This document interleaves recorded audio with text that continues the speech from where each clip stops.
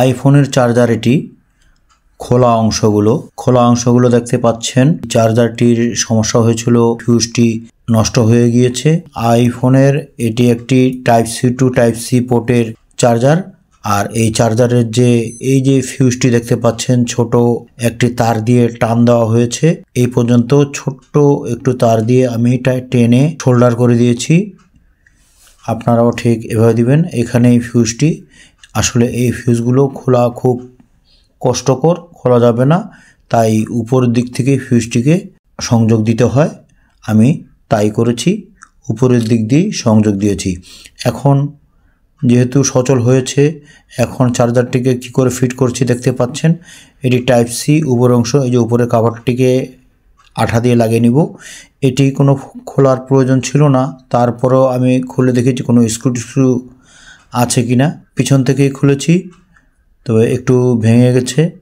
দেখতে পাচ্ছেন চার্জারের যে আইফোনের চার্জার যে মডেলটি, এটি সুন্দরভাবে পরিষ্কারভাবে লেখা রয়েছে। আপনারা এই মডেলটি দেখতে পারেন, যে এই মডেলটি দেখা থাকলে ঠিক এইভাবে করে কাজ করতে পারবেন।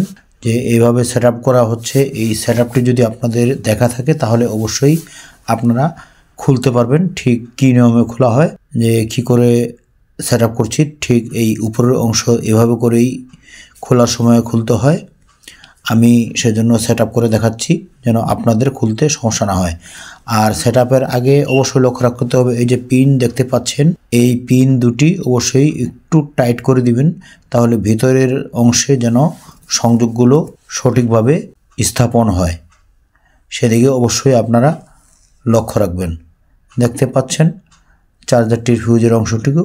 এখন চার্জারের উপরের মাথার অংশটুকু আমরা লাগিয়ে দিব।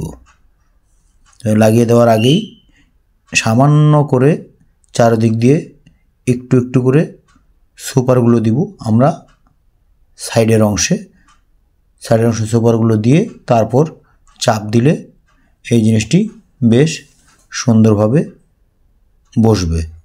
তারপরে বসার পরে যদি কোথাও উঁচু নিচু হয়ে থাকে, দেখতে পাচ্ছেন উঁচু নিচু হয়ে আছে, এই উঁচু নিচু জায়গায় কোনো কিছুর মাধ্যমে তাপ দিয়ে অথবা হালকা হিট দিলেই বসে যাবে, আর উঁচু নিচু থাকবে না। ঠিক এভাবে করেই উঁচু নিচু অংশগুলো আপনারা বসিয়ে দিবেন। তো ভিডিওটি ভালো লাগে থাকলে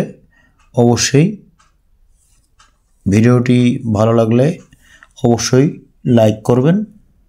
এ ধরনের ভিডিও পেতে চ্যানেল মার্চের সাথেই থাকুন।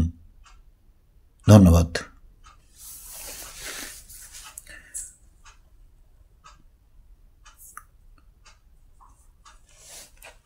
দেখতে পাচ্ছেন ফিনিশিংয়ে আমি সুপারগুলো লাগিয়ে দিয়েছি যেন সহজে নড়াচড়া না করে এবং খুলে না আসে। এই দিকটি অবশ্যই লক্ষ্য রাখবেন। এবং দেখেন চার্জারটি কত ছোট চার্জারটি, যে মাপ দিয়ে নিচ্ছি। চার্জারটি একেবারে আমাদের 3 মিটার 1 ইঞ্চির একটু উপরে, এদিকে 1.5 ইঞ্চিরও কম। দেখতে পাচ্ছেন মাপগুলো, যে কত ছোট আকারের চার্জার তৈরি করেছে আইফোন কোম্পানি।